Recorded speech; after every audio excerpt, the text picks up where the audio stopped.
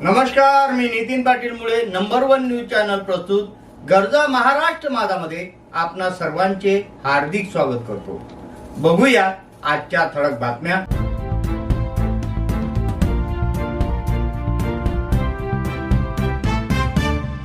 बघूया बातमी सब।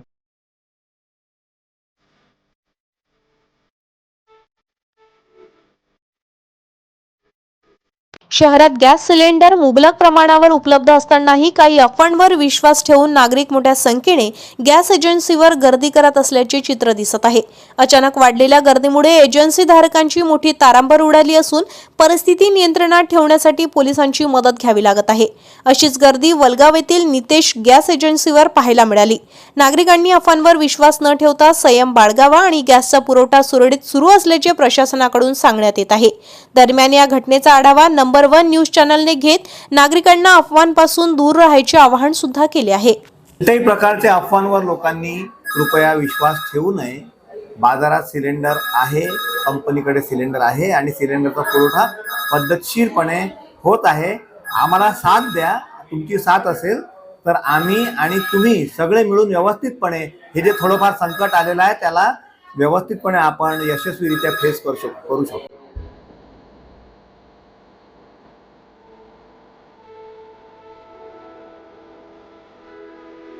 वाशिम जिल्ह्यातील माध्यमिक शिक्षण विभागात भ्रष्टाचार सुरू असल्याचा गंभीर आरोप करत भाजपच्या नेत्या संगीता शिंदे यांनी शिक्षण विभागावर निशाणा साधला आहे। मगरूर आणि भ्रष्ट अधिकाऱ्यांविरोधात शिक्षण मंत्र्याकडे तक्रार करण्यात असल्याचे त्यांनी प्रसार माध्यमांना सांगितले आहे।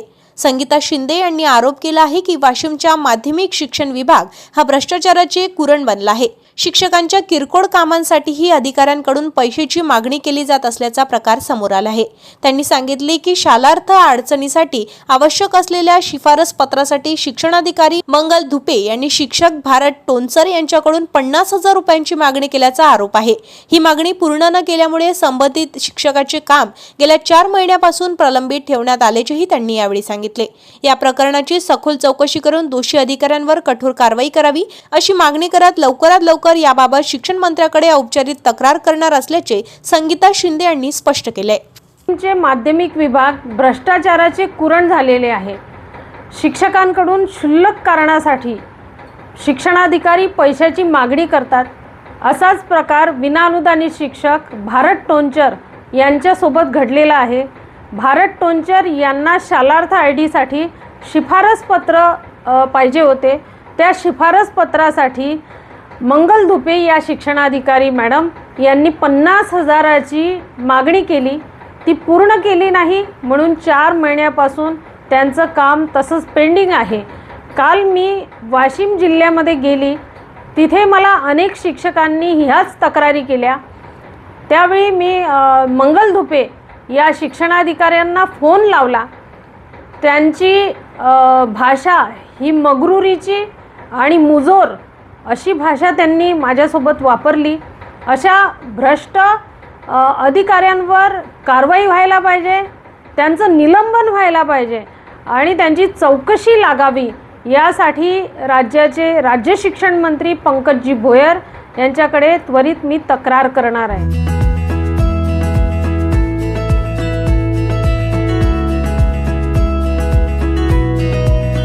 ग्रामपंचायत येवदा येथील नीलकमल खुर्ची व LED लाईट खरेदी प्रकरणात आर्थिक गैरव्यवहार उघडकीस येऊनही संबंधित ग्रामविकास अधिकाऱ्यांवर केवळ सक्त ताकीद देण्याची कारवाई करण्यात आल्याने दर्यापूर पंचायत समितीच्या कारभारावर गंभीर प्रश्नचिन्ह निर्माण झाले आहे। मिळालेल्या माहितीनुसार ग्रामपंचायत येवदा येथे खरेदी करण्यात आलेल्या साहित्याच्या दरांमध्ये मोठी तफावत आढळून आली। बाजारात सुमारे 650 रुपयांना उपलब्ध असलेली नीलकमल खुर्ची तब्बल 1800 रुपयांना खरेदी करण्यात आल्याने तसेच सुमारे 1050 रुपयांच्या LED लाईट हे 5500 रुपयांना खरेदी केल्याचे समोर आले आहे। या प्रकरणात मोठ्या प्रमाणावर आर्थिक गैरव्यवहार झाल्याचा आरोप करण्यात आला आहे। या संदर्भात भारतीय जनता पार्टी अनुसूचित जाती मोर्चाचे जिल्हाध्यक्ष नकुल सोनटक्के यांनी अधिकृत तक्रार दाखल केली होती। तक्रारीच्या अनुषंगाने दर्यापूर पंचायत समिती स्तरावर चौकशी करण्यात आली। चौकशीत ग्रामपंचायत येवदा येथील ग्रामविकास अधिकारी अरुण रायबोले यांना दोषी आढळल्याची माहिती समोर आली आहे। मात्र दोष सिद्ध होऊनही दर्यापूर पंचायत समितीचे गटविकास अधिकारी बीडीओ यांनी संबंधित अधिकाऱ्यांवर कठोर कारवाई करण्याऐवजी केवळ सक्त ताकीद देऊन प्रकरण निकाली काढल्याने संताप व्यक्त केला जात आहे। या संदर्भात प्रतिक्रिया देताना नकुल सोनटक्के यांनी आरोप केला आहे की लाखोंच्या खरेदी गैरव्यवहारात दोष सिद्ध होऊनही केवळ सक्त ताकीद देणे म्हणजे भ्रष्ट अधिकाऱ्यांना वाचविण्याचा प्रयत्न आहे। प्रशासनाने भ्रष्टाचाराकडे डोळेझाक करून पाठवाड काढण्याचा हा प्रकार आहे। दरम्यान या प्रकरणामुळे दर्यापूर पंचायत समितीच्या कार्यपद्धतीवर नागरिकांमध्ये नाराजीचे वातावरण पाहायला मिळाले असून भ्रष्टाचाराला अभय देण्याचे काम वरिष्ठ स्तरावर होत असल्याचा आरोपही पुढे येत आहे। या प्रकरणात जिल्हा परिषद अमरावती प्रशासनाने सखोल चौकशी करून संबंधितांवर कठोर कारवाई करावी अशी मागणी नागरिकांकडून व्यक्त होत आहे।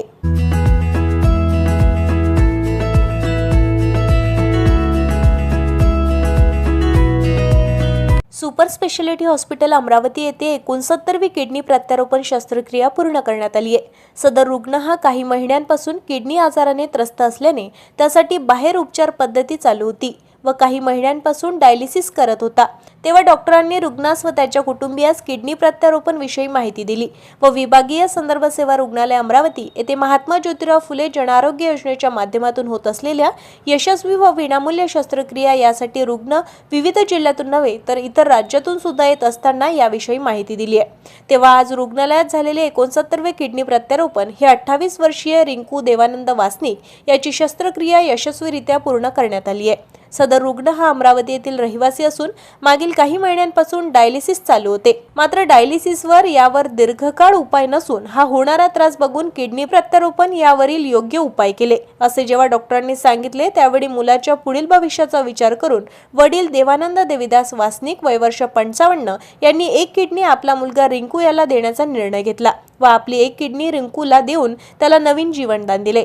महात्मा ज्योतिराव फुले जनआरोग्य योजनेअंतर्गत शस्त्रक्रिया विनामूल्य करण्यात आली। सुपर स्पेशालिटी हॉस्पिटल अमरावती येथील वैद्यकीय अधीक्षक डॉक्टर अमोल नरोटे व विशेष कार्य अधिकारी डॉक्टर मंगेश मुंडे यांच्या मार्गदर्शनाखाली nephrologist doctor Hitesh Kulhane, urosurgeon doctor Rahul Podode, doctor Vikrant Deshmukh, doctor Pratik Chirde, doctor Vishal Wahekar, doctor Rahul Ghuge, बदिरीकरण तज्ञ doctor Rohit Hatgaonkar, doctor Deepali Deshmukh, doctor Ashwini Madhave, doctor Ramanika Dhomne, doctor Anju Damodar, doctor Vikrant Kulmede, doctor Madhav Dhopre, doctor Jayashree Pujdekar, doctor Nahid, doctor Ramaniya, doctor Ujjwal Abhyankar, doctor Priyanka Kamble, doctor Shraddha Jadhav, समाजसेवा अधीक्षक वैद्यकीय शीतल बोंडे, ऋषिकेश धस, डॉक्टर सोनाली चौधरी, महात्मा ज्योतिराव फुले जनआरोग्य योजनेमधील MCO डॉक्टर पायल रोकडे, डॉक्टर दिव्यानी मुंदाने, आशिष तायडे त्यांच्याप्रमाणेच अधिसेविका चंदा खोडके यांच्या सूचनेनुसार इंचार्ज सिस्टर ज्योती तायडे, सरला राऊत, नीता कांडलकर, दीपाली तायवाडे, माधुरी सोनटक्के, विवेक तायडे, वैष्णवी निकम, कीर्ती तायडे, अक्षय पवार,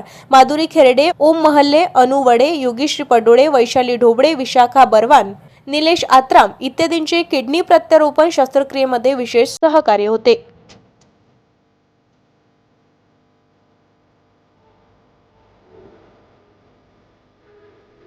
भारत मुक्ती मोर्चा आणि राष्ट्रीय पिछडा वर्ग मोर्चाच्या वतीने विविध मागण्यांसाठी अमरावती जिल्हाधिकारी कार्यालयावर धरणे आंदोलन करण्यात आले।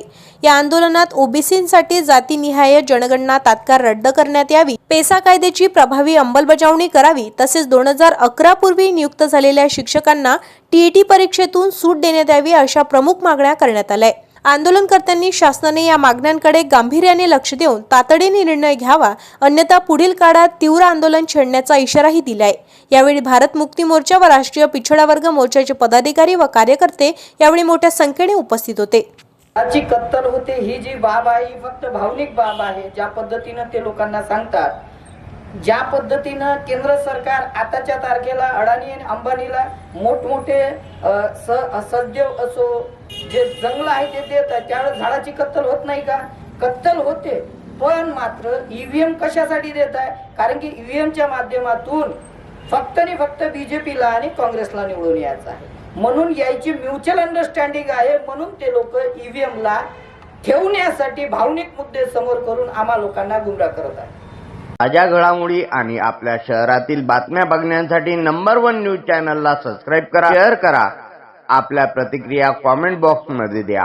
आपल्या बातम्या नंबर 1 न्यूज चॅनलवर बघण्यासाठी 99 21 58 96 63 या व्हॉट्सअपवर मेसेज करा.